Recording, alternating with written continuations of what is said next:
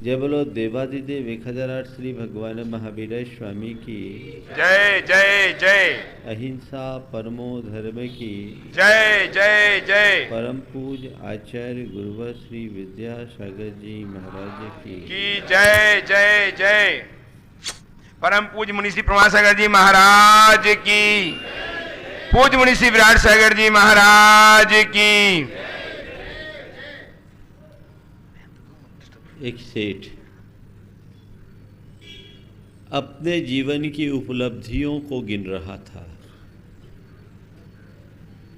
सोच रहा था मैंने अपने जीवन के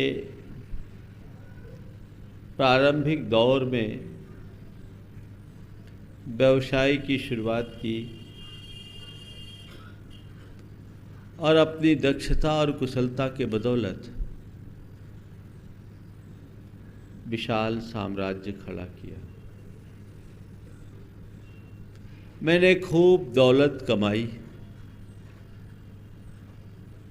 दौलत के साथ साथ मैंने खूब शोहरत भी पाई। मेरे पास पैसा है,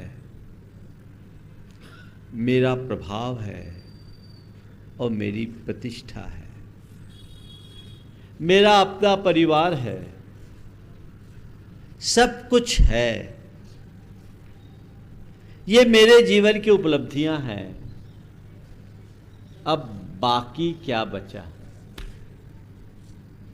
आज बाकी बात है, हिसाब लगाओ क्या बाकी है। अपने जीवन में देखो, उस व्यक्ति ने तो अपने जीवन में होने वाले बाकी का हिसाब लगाया, चिंतन किया। तुमने कभी अपने जीवन के विषय में सोचा कि मेरे लिए बाकी क्या बचा? क्या बाकी है? पहला सवाल। कुछ बाकी है कि सब हो गया? एक बार मैंने ऐसी सवाल किया कि जीवन में अब क्या बाकी है? एक ने कहा मरना, केवल मरना बाकी है। तो गुरुदेव कहते हैं मरना है तो मर जा, पर जीते जी कुछ कर जा, वरना करना तो कर जा तो मत कर जा। ये बताओ क्या बाकी है? बाकी शब्द बहुत ही व्यापक अर्थ में प्रयुक्त होता है।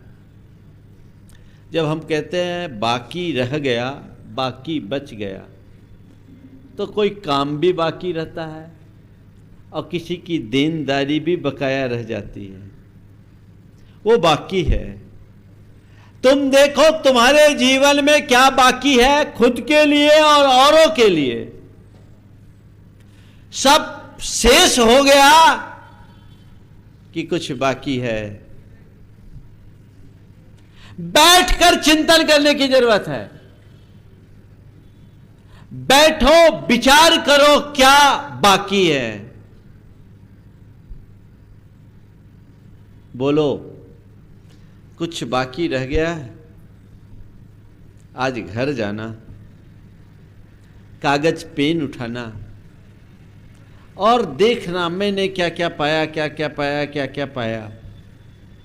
उनकी एक पूरी लिस्ट बना लेना, लंबी फहरिस्त होगी। फिर देखना, सोचना कुछ बाकी है या नहीं। आप लोग जब कभी भी विचार करते होगे, हिसाब तो लगाते ही होगे, तो क्या देखते हो क्या बाकी है? अभी और कौन सा काम बाकी है? अभी और कौन सा काम बाकी है? अभी और कौन सा विस्तार बाकी है? तुम जो भी सोचते हो बाहरी जीवन की बात सोचते हो। क्या क्या बाकी है? और तुम्हारी दौड़ बाकी रहती है, आखिरी क्षण तक दौड़ते रहते हो। लेकिन अपने जीवन का जो मूलभूत प्रयोजन है, उसकी तरफ तुम्हारा ध्यान बहुत कम जा पाता है। कभी विचार किया उसके विषय में? क्या क्या बाकी रह गया। संत कहते अभी तक तुमने जो कुछ किया है वो नया नहीं है, जन्मांतरों से तुम वही करते आए हो। उसकी ही पुनरावृत्ति चलती आई है। और तुम सोचो कि वह कभी पूरा हो जाए तो पूरा होने वाला भी नहीं है। वो अनादि से अधूरा है, अधूरा ही रहेगा, कभी पूर्ण नहीं होगा। तुम उसे सोचते हो कि बाकी रह गया, वो तो बाकी ही रहेगा, पर जो पूर्ण हो सकता है उसकी तरफ तुम्हारा ध्यान नहीं है। आचार्य कुंद कुंद कहते सुध परिचिदान भूदा सबत्स विकाम भोग बंद कहा, ए तस्व विलंबो नवरिन सुलहो बिहत्तस। तुम्हारे द्वारा जन्म जन्मांतरों से काम भोग और बंद की कथाएं सुनने में आई है, परिचय में आई है, अनुभव में आए। अब तक तुमने जब से इस संसार में तुम्हारा आविर्भाव हुआ है, तुमने सुना है तो केवल काम भोग और बंध को सुना। परिचय पाया है तो केवल काम भोग और बंध का परिचय पाया है। अनुभव किया है तो काम भोग और बंध का अनुभव किया है। ये कहीं बाकी नहीं है। तुम गोलक धंधे भोग विलास मौज मस्ती में अपना सारा जीवन बिताए हो, लेकिन संत कहते हैं सुनना चाहते हो तो उसे सुनो जो आज तक सुना न गया। परिचय पाना चाहते हो तो उसका परिचय पाओ जो अब तक अपरिचित रहा है। अनुभव करना चाहते हो तो उसका अनुभव करो जो आज तक अननुभूत रहा है। सुनो तो उसे सुनो जिसको सुनने के बाद कुछ सुनना बाकी न रहे। परिचय पाना चाहते हो तो उसका परिचय लो जिसका परिचय पाने के बाद फिर किसी का परिचय बाकी न रहे। और अनुभव करना चाहते हो तो उसका अनुभव करो कि फिर कोई अनुभव बाकी न रहे। वो बाकी क्या बाकी है? बोलो, बाकी है या नहीं? हाँ हाँ, कितने समझदार हैं। और हमने तय कर लिया चुकाना नहीं है। जीवन में तुमने बहुत कुछ किया, पर क्या करनी है इस पर विचार करो। क्या शेष रह गया जिस पर मेरा ध्यान नहीं गया? किस पर मैंने आज तक विचार नहीं किया? सच्ची बात तो यह है कि जो यथार्थता विचारनी है उस पर तुम्हारा आज तक ध्यान नहीं गया, और जिस पर तुम 24 घंटे लगे हो वो ध्यान देने योग्य भी नहीं है। वो तो अनादि से करते आ रहे हो। 4 गति और 84 लाख योनियों में मनुष्य ने यदि कुछ किया है तो क्या किया है? आहार भय मैथुन परिग्रह की संज्ञाओं में ही तो उलझ करके रखा है। भोग और विलासता के इस चक्कर में ही तो अपने आप को उलझा के रखा है। गोरख धंधे में ही तो मनुष्य आज तक घूमता रहा है। काश अपने जीवन के यथार्थ को पहचानता और सोचता कि मैंने सब कुछ कर लिया। अगर करना कुछ शेष है तो जीवन का कल्याण अभी बाकी है। क्या बाकी है? क्या बाकी है? कल्याण। कब करोगे? महाराज मरने के बाद करूंगा। कब करोगे? आप लोग गीत तो गाते हो, रात अभी बाकी है, बात अभी बाकी है, मुलाकात अभी बाकी है, लेकिन जो बाकी उसे समझो। कल्याण की बात अभी बाकी है। और एक बात बताऊं, तुम्हारा कल्याण कोई दूसरा नहीं करने वाला, उसके लिए तुम्हें खुद को तैयार करना पड़ेगा। खुद आगे होकर के ही तुम अपना कल्याण कर सकते हो। कोई गैर तुम्हारा कल्याण नहीं कर सकेगा। जब तक तुम स्वयं के प्रति जागरूक नहीं होगे, कल्याण की बात केवल बात होगी। पहचानो अपने आप को, मैं कौन हूं, मेरा क्या है, मुझे क्या करना है। अभी तक मैंने जो कुछ भी किया वो मेरे जीवन की जड़ उपलब्धियां हैं जो यहीं छूट जाने वाली है। अब मुझे वो करना है जो मेरे जीवन की असली उपलब्धि है, जो मेरे साथ जाने वाली है। बस इतना विचार अभी बाकी है। ये विचार तुम्हारे मन में जिस दिन जाग जाएगा, वही क्षण तुम्हारे जीवन का टर्निंग पॉइंट बन जाएगा। तो क्या बाकी है, इसको सोचोगे तो बदलाव घटित होगा। 4 बातें आपसे करना है। क्या बाकी है? नंबर 1, बाकी क्या, बचा क्या। बाकी क्या, बचा क्या, बदला क्या, बदलना क्या। क्या 4 ब है। बाकी क्या, बचा क्या, बदला क्या, बदलना क्या। तुम्हारे जीवन में क्या क्या बाकी है? महाराज अभी तो बेटे की शादी बाकी है, घर में बहू आ गई, बच्चा होना बाकी है, अब बच्चा बड़ा हो गया, उनको पढ़ाना बाकी है, पढ़ाना बाकी होने के बाद जॉब लगाना बाकी है। तुम्हारे लिए तो केवल दुनियादारी ही बाकी है। और बताऊं, वो ऐसा बकाया है जो कभी चुकता नहीं होगा, चुकता नहीं होगा, क्योंकि वो है ही ऐसा। जैसे साहूकार से कोई ब्याज में रकम ले तो जिंदगी भर वो चुकाए तो भी नहीं चुकता। पुराने जमाने में ऐसा ज्यादा होता था। तो बाकी है सो बाकी है। बाकी यानी उधार, समझ गए। और दुनिया में जो उधार लेता है उसका उधार होता नहीं, वो बाकी ही बना रहता है। इसलिए क्या बाकी है? अभी तक जो हुआ केवल उधार लिया, अब उधार चुकाना नहीं, नगद कमाना बाकी है। कमाओगे तो उधार अपने आप चूक जाएगा।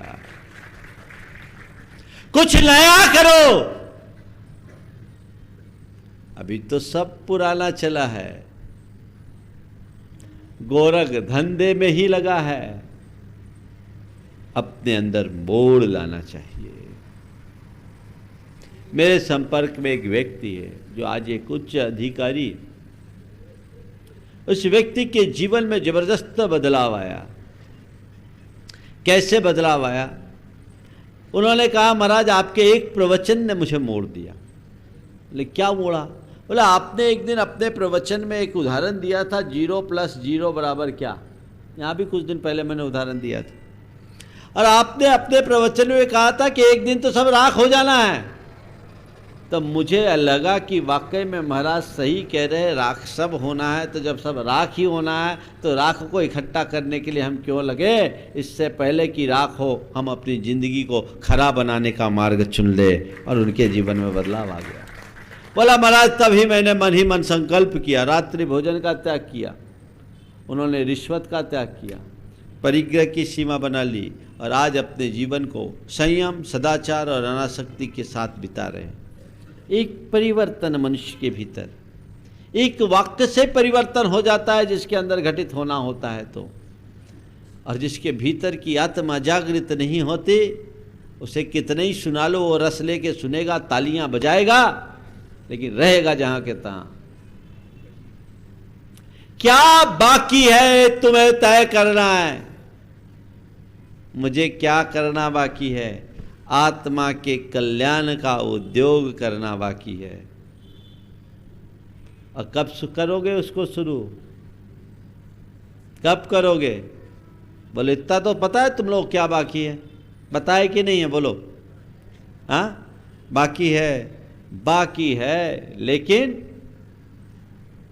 कई लोग होते हैं, एक सज्जन ने किसी से कहा कि भैया कुछ रकम हमको उधार दे दो। बोले भैया हम तुमको कैसे उधार दे दे, चुकाओगे कैसे? हम तुमको कैसे उधार दे दे, चुकाओगे कैसे? बोले आज तक जिसका लिया उसका लौटाया नहीं। चुकाओगे कैसे? बोले आज तक जिसका लिया उसका लौटाया नहीं। तुम्हारा क्या खा के भाग जाएंगे? ऐसे लोगों के लिए क्या करें? बोले हम तो ठीक है, जो बाकी है बाकी रहने दो।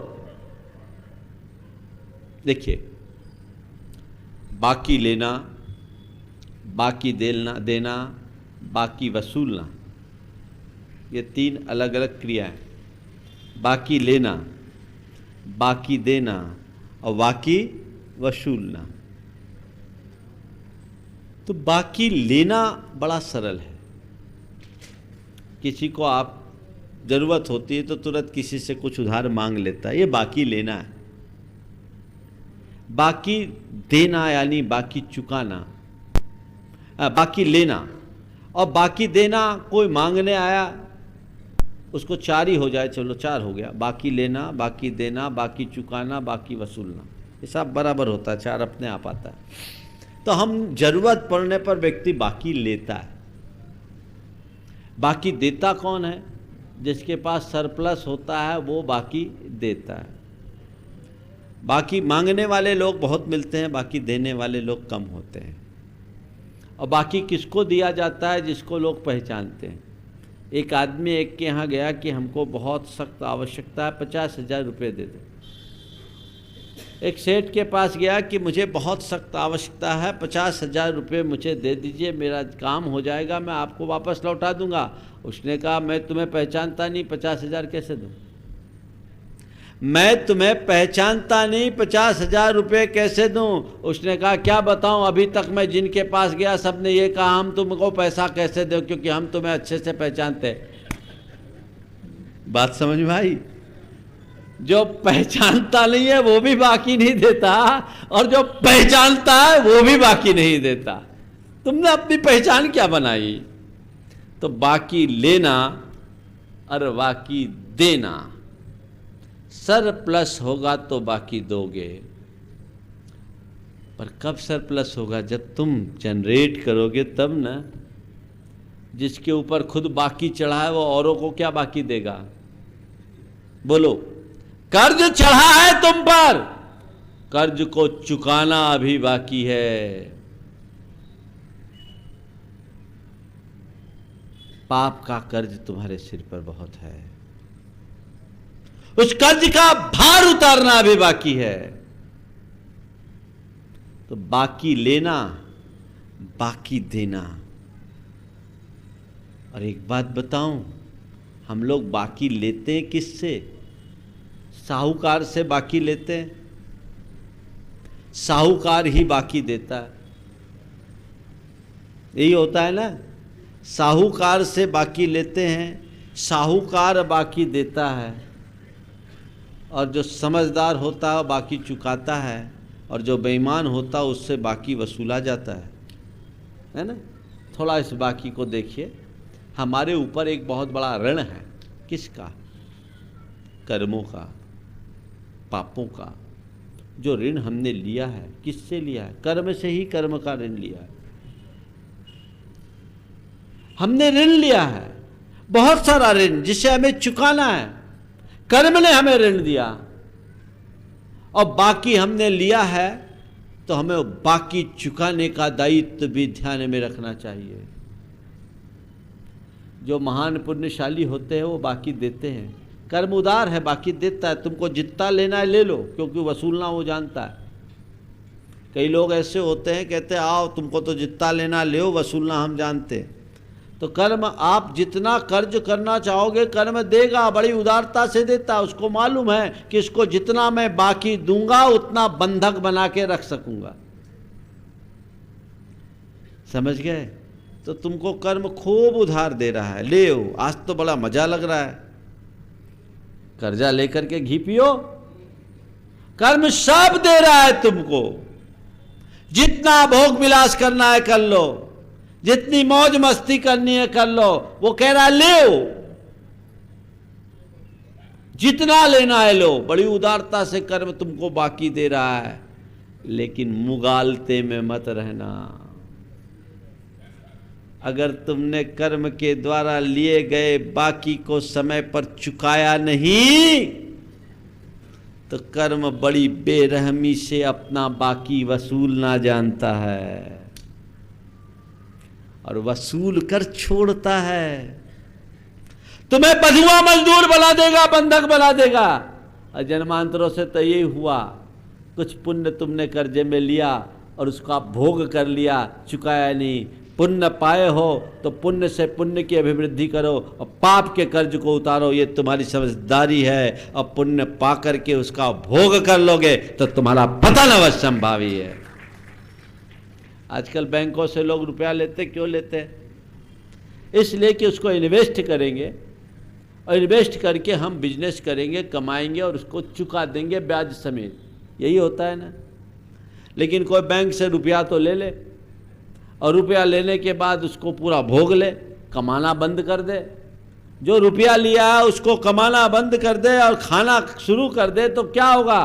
कुछ दिन में एनपीए होगा और उसके बाद बैंक वाले आएंगे, सारी संपत्ति कुर्क करके नीलाम कर देंगे और क्या होगा? यही तो हो रहा है ना। बंधुओं, आज तुम्हारे पास जो पुण्य है ये एक कर्ज है। इस पूंजी का उपयोग करो और उससे कुछ कमाओ। कब कमाओगे? जब हर पल तुम्हारे मन में अभी ये बात बैठेगी, कर्जा अभी बाकी है, कर्जा अभी बाकी है, बाकी चुकाना अभी बाकी है। जो निष्ठावान लोग होते हैं, ईमानदार लोग होते हैं, वो कभी किसी से कर्ज लेना नहीं चाहते और अगर थोड़ा भी कर्ज ले तो उसे चुकाना अपना फर्ज मानते हैं। भूखे रहने को तैयार होते हैं लेकिन कर्ज चुकाने में कोई देर नहीं करते। जिस दिन तुम्हारे भीतर ये समझदारी हो जाएगी, तुम्हारा चित्त बाकी चुकाने में अपने आप लग जाएगा। और बाकी चुकाओगे कब? जब कमाओगे तब। बोलो, बाकी कब चुकेगा? जब कमाओगे तब। किसी के ऊपर लाख रुपए का कर्जा है, 10,000 की कमाई है और 2 लाख का खर्चा है, उसका क्या हाल होगा? लाख का कर्जा, 10,000 की कमाई और 2 लाख का खर्चा, क्या होगा? ऐसे ही तुम पर भारी कर्जा है और जितना कर्जा उससे ज्यादा खर्चा है, तो तुम्हारा दिवाला पिटना है कि नहीं? तो फिर क्या होगा? वो तो उठा ले जाएगा तुम्हें, मजूरी कराएगा, कर्म उठा करके तुम्हें कभी नरकों में ढकेलेगा, कभी निगोद में ढकेलेगा, कभी पशु बनाएगा, कभी पक्षी बनाएगा, कभी कीड़ा बनाएगा, कभी मकोड़ा बनाएगा, कभी बैल बनोगे, कभी गधा बनोगे, कभी घोड़ा बनोगे, कभी कुत्ता बनोगे, कभी बिल्ली बनोगे, न जाने क्या क्या बनोगे अपना बाकी चुकाने के लिए। भाग्यशाली हो, नर्तन पाए हो। अभी अपेक्षाकृत बैलेंस शीट अच्छी है, उद्यम करो बाकी चुकाने का। और एक ही उद्यम है, कमाई बढ़ाओ। महाराज वही तो हम चाहते हैं। आप तो कोई मंत्र दे दे हमारा धंधा बढ़ जाए। बाहर की कमाई असली कमाई नहीं है, भीतर की कमाई करो, कल्याण के मार्ग में लगो, तो देखो तुम्हारे जीवन में कितना बड़ा परिवर्तन घटित होता है। एक चिंतन होना चाहिए कि अब हमें बाकी लेना नहीं है। पहली बात, बाकी देने की ताकत तो हमारे पास है ही नहीं, क्योंकि खुद कर्जदार है। पर बाकी चुकाने में कोई देर नहीं करनी है। ऐसी नौबत आनी ही नहीं देनी है कि कर्म आए और अपना बाकी वसूलने के लिए हमें प्रताड़ित करे। अब तक तो यही हुआ है। उससे बचना चाहते हो, उसके प्रहार और प्रभाव से अपने आप को बचाना चाहते हो, तो तुम्हें अपने जीवन की दिशा और दशा में परिवर्तन करना होगा। तो क्या बाकी है, बोलो? हाँ, समझ में आ रहा है? क्या किसी नतीजे पर पहुंचे? क्या बाकी है? हाँ, कर्जा चुकाना बाकी है, नंबर 1। हाँ, बहुत कुछ बाकी है, जो करना है सब अभी बाकी है। कब करेंगे? कब करेंगे महाराज? कर लेंगे। कब करेंगे? जब समय आएगा तो कर लेंगे। तो अभी तो समय बहुत बाकी है भाई। समय किसी का मोहताज नहीं होता। जो करना है अभी करो, अभी नहीं तो कभी नहीं। तो क्या बाकी है, इस पर विचार करो। बाकी क्या? आत्मा का कल्याण, जीवन का हित, जीवन का उद्धार, यही हमारे लिए बाकी है, जिसके लिए हमें सतत प्रयत्नशील रहना चाहिए, पुरुषार्थशील रहना चाहिए। दूसरी बात, बचा क्या? हिसाब लगाओ, तुम्हारे पास क्या बचा? तो अपना जो बचा उसको समझने के पहले उनका देखो, जो तुम्हारे पीछे छोड़ करके गए, वो जिंदगी भर खूब कमाए, बचा क्या? महाराज, जो उनने कमाया सब बच गया, पर कमाने वाला नहीं बच पाया। क्या? उनने कमाया वो बच गया, पर कमाने वाला नहीं बचा। बात समझ में आ रही? कोई नहीं बच सकता। तुम जो कमाओगे वो भले यहां बच जाएगा, मुश्किल ये है जिसे बचाने का प्रयास करना चाहिए उसकी तरफ तुमने कभी ध्यान नहीं दिया। और जो बचाया नहीं जा सकता उसके पीछे तुम 24 घंटे लगे रहे। जिसके बचाने का कोई औचित्य नहीं उसके पीछे तुम 24 घंटे लगे रहे। जीवन भर तुमने धन बचाया, वो तुम्हारे किस काम में आया? जीवन के गुजारे के लिए थोड़ा काम में आता है, पर गुजर जाने के बाद वो किस काम में रहता है? मौत सामने आती है तो तुम्हारे द्वारा जोड़ी गई सारी संपत्ति मुंह ताकते खड़ी रह जाती है, कुछ काम में नहीं आते। किसे बचा रहे हो? बचा क्या? जो लेकर आए थे, जितना लाए थे उसमें कुछ वृद्धि की, या वो भी खत्म कर दिया? किसी पर कर्ज चढ़ा हो तो वो हमेशा ये सोचता है कि मेरे लिए कितना कर्ज था, उसमें मैंने कितना चुका दिया, कितना बचा। यही नहीं सोचते हो अब इतना बचा भैया, मुझे इसे भी चुकाना है। तुम्हारा कितना कर्ज बचा, उसे चुकाना है। और तुमने जिसे बचाया है उसको बचाने न बचाने का कोई मतलब नहीं, हाथ ही मलते रह जाओगे, हाथ में कुछ भी शेष नहीं रहेगा। जो बचा है वह सब शून्य है। जो बचा है वह सब शून्य है। जो बचाना उसे देखो, किसे बचाना है?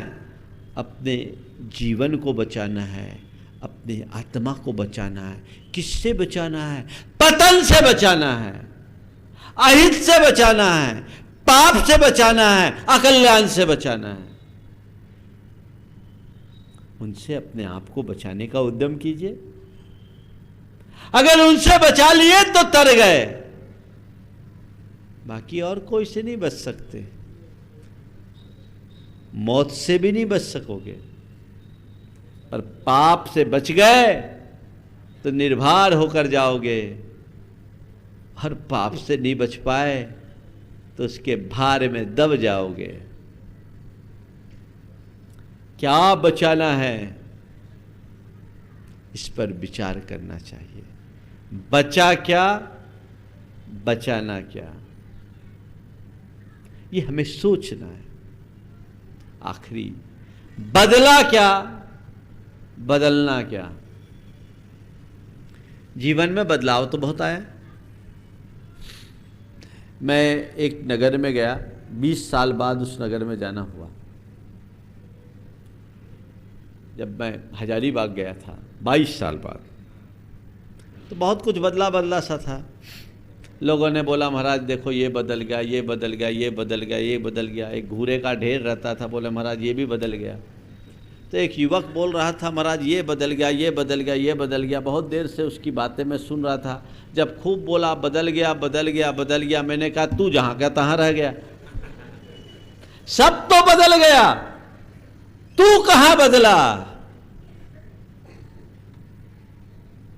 बात समझ रहे? बाहर के बदलाव पर मनुष्य 24 घंटे ध्यान रखता है,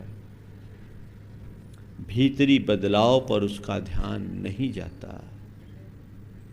परिवर्तन बाहरी नहीं भीतरी अपेक्षित है। अपने आप को भीतर से बदलने का उद्यम करिए। क्या बदला?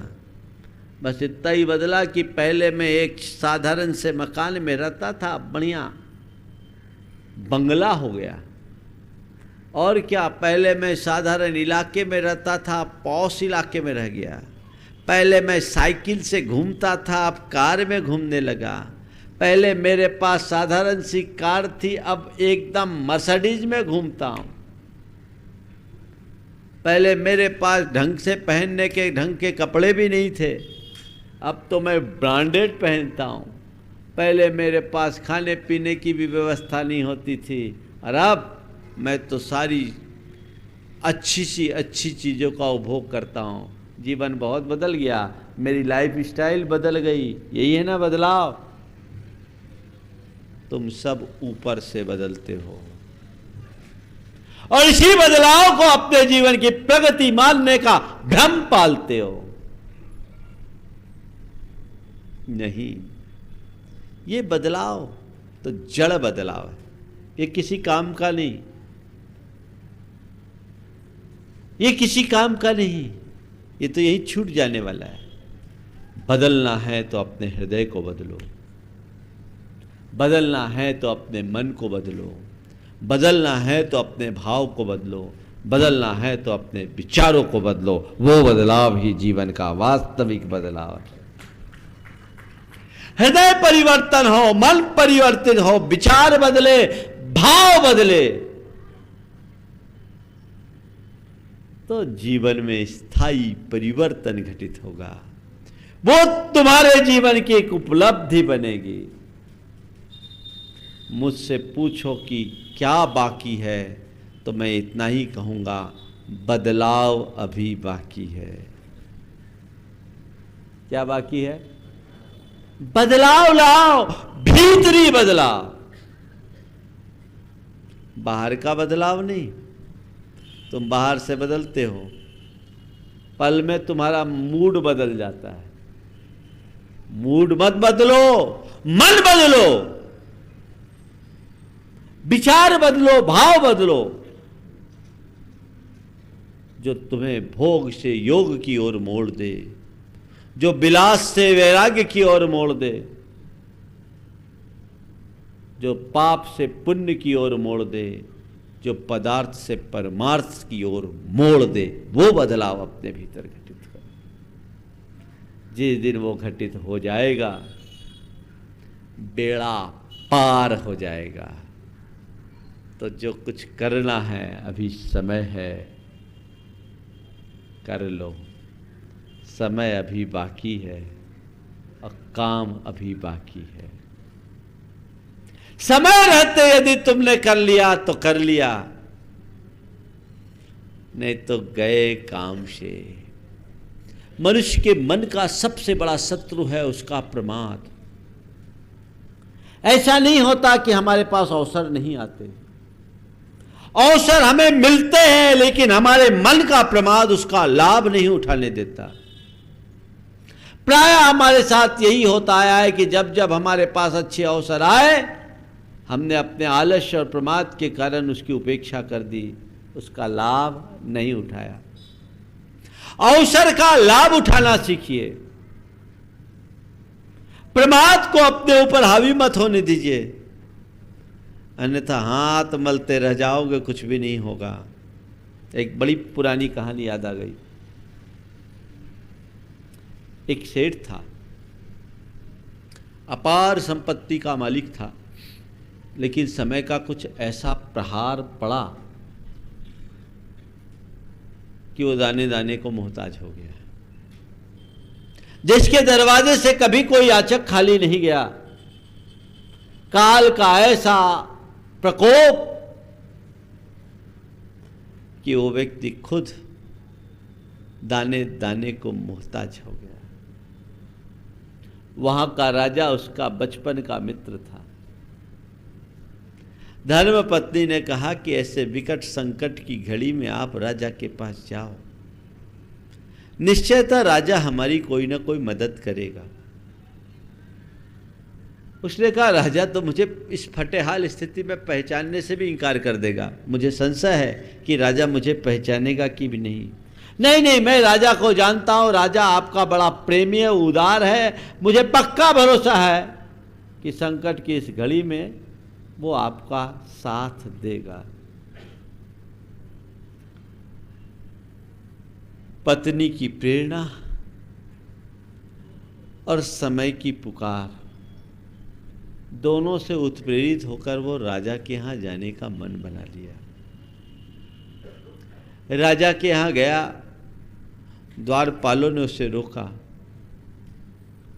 लेकिन जैसे उसने कहा कि जाओ आप राजा से कहो कि आपके बचपन का मित्र आपसे मिलने आया है, मेरा नाम बताना। द्वारपालों ने राजा तक उसकी बात पहुंचाई। राजा ने जैसे ही अपने मित्र का नाम सुना, अपने आसन से उठा और खुद उसे दरवाजे तक लेने आ गया, गले लगा लिया, अपने बाजू के सिंहासन पर बिठाकर उसका आत्मीय स्वागत किया, फूला ने समाया।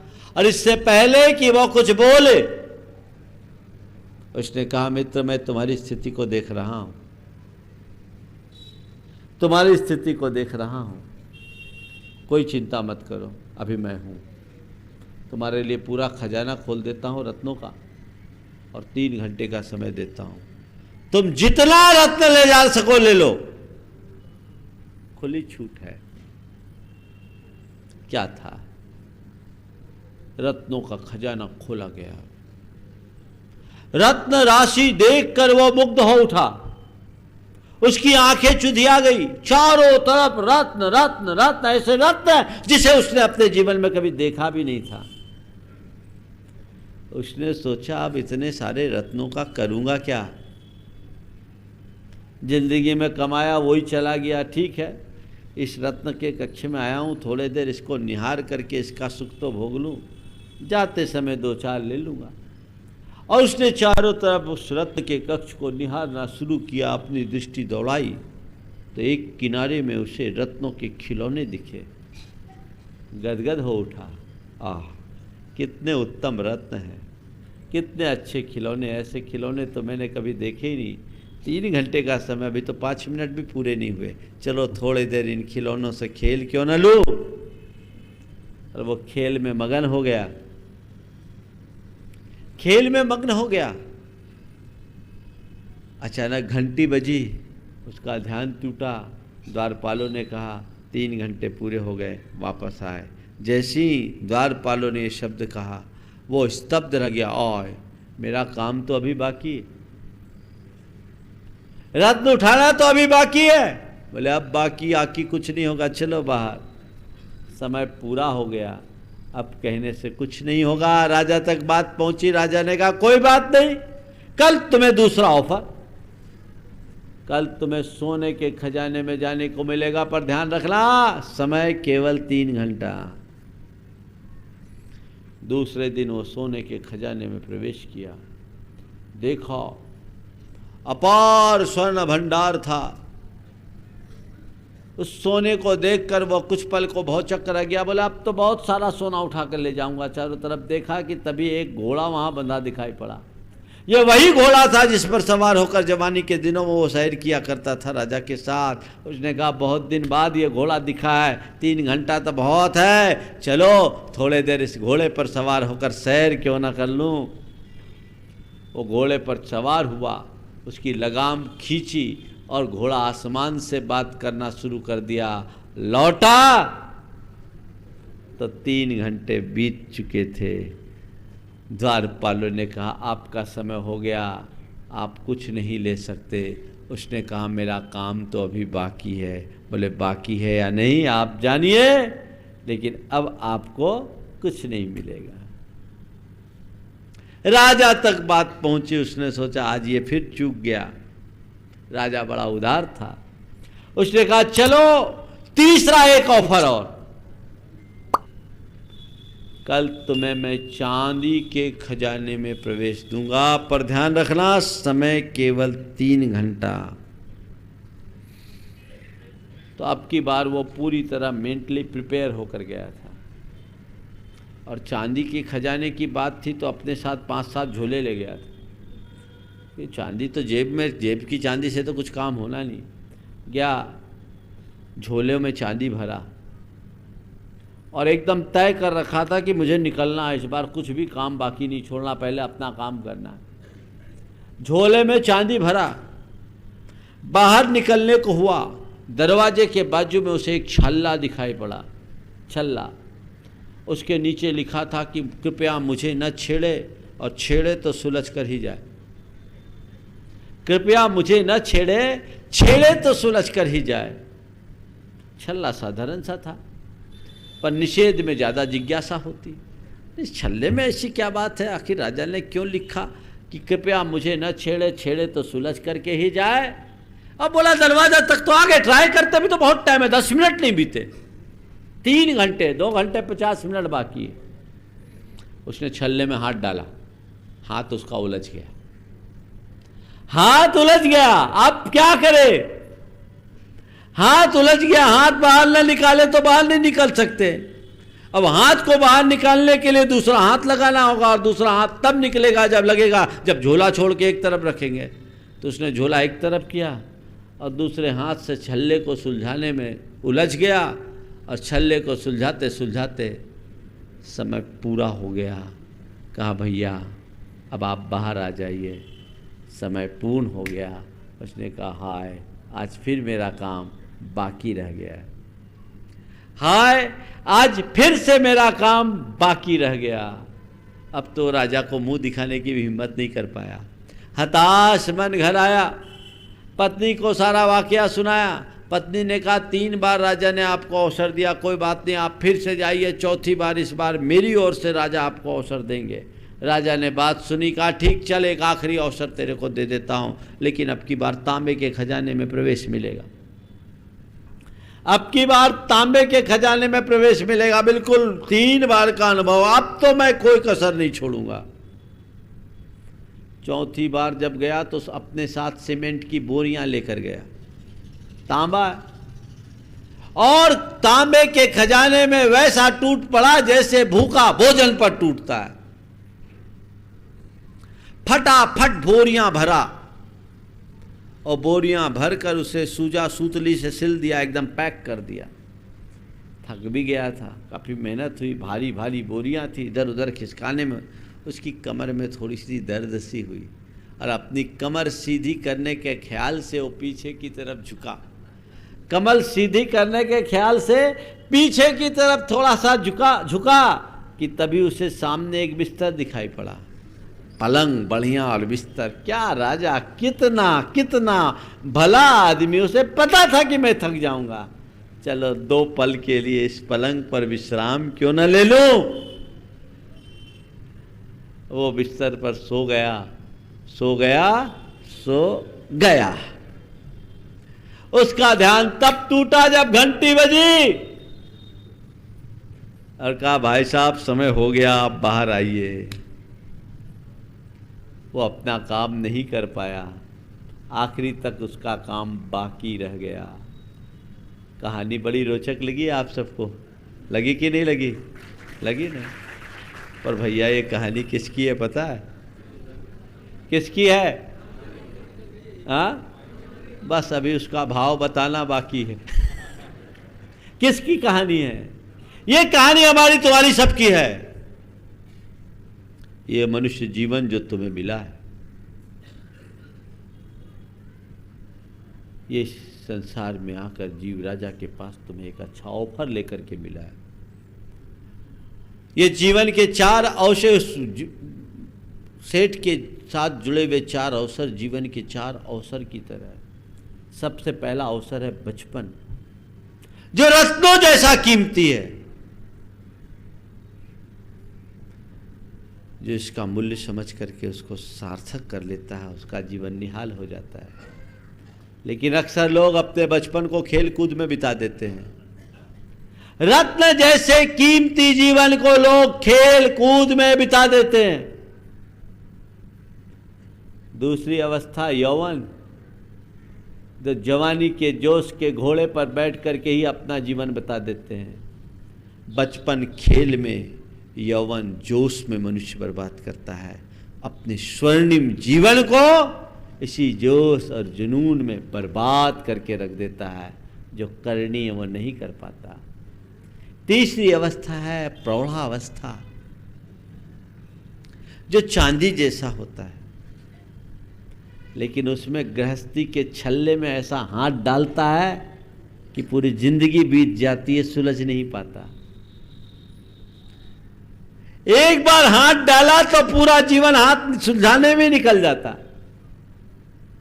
भैया मैं कहता हूं छल्ले में हाथ डालो ही नहीं, जिसने डाला है वो सब भोग रहे। हमारे साथ बाबा जी थे, वो कहते थे विवाह करने का मतलब 50 वर्ष का सश्रम कारावास। हाँ है ना? ये अनुभव आप लोगों का है, मेरा नहीं। बोलो वो गृहस्थी है, उसमें ऐसे झंझटे कि उसी में उलझ के रह जाते हैं। काश उसे पता होता। मैं तो आपसे कहता हूं उस छल्ले में हाथ मत डालो, और हाथ डाला है ना तो एक ही हाथ डालो, दूसरा फ्री रखो। काश वो जानता कि चलो इससे सुलझना मुश्किल है, तब तक एक हाथ से माल बाहर निकाल देता तो कुछ तो पा लेता। अगर एक हाथ तुम्हारा गृहस्थी में फंस गया है तो दूसरा हाथ परमार्थ में जोड़े रहो, जीवन बैलेंस बना रहेगा, जीवन संतुलित होगा। अगर तुम गृहस्थी के जंजाल में ही उलझ के रह जाओगे, सारी शक्ति समय और श्रम को उसमें ही खपा दोगे, तो अपने लिए कुछ नहीं कर पाओगे। अंत में तुम्हें खाली आना पड़ेगा और लगेगा अरे मेरा मूल काम तो अभी बाकी है। और चौथी अवस्था है बुढ़ापे की, जो तांबे जैसा कम मूल्य वाला। जैसे ग्रेजुअली देखो बचपन से बुढ़ापे तक हमारी कीमत घटती है और उसमें मनुष्य थक जाता है। बुढ़ापे में थकता है तो बिस्तर पकड़ता है, फिर मन में कुछ इच्छा भी हो तो कर नहीं पाता। क्या करे जी, शरीर ही नहीं उठता है ना?